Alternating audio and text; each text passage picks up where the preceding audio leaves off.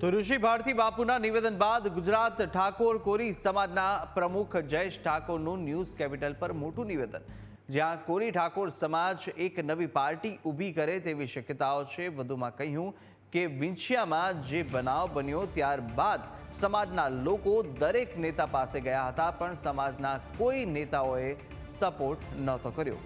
અમારે ના છૂટકે મહાસંમેલન કરવું પડ્યું હતું, પણ એ મહાસંમેલન અટકાવવા પણ અનેક પ્રયાસો થયા હતા તેવું પણ જયેશ ઠાકોર બોલ્યા છે।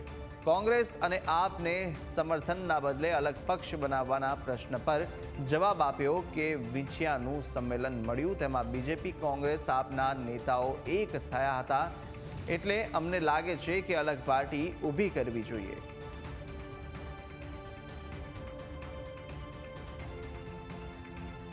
समाज एक साइड वળી રહ્યો છે અને ગુજરાતની અંદર કોળી ઠાકોર સમાજ એક અલગ દિશામાં એક નવી પાર્ટી ઊભી કરે એવી શક્યતા છે। કારણ કે આવનારા સમયની અંદર જો કોઈ સમાજના મુદ્દાઓ જે હલ નહીં થાય તો અમારી 100% પ્લાનિંગ છે।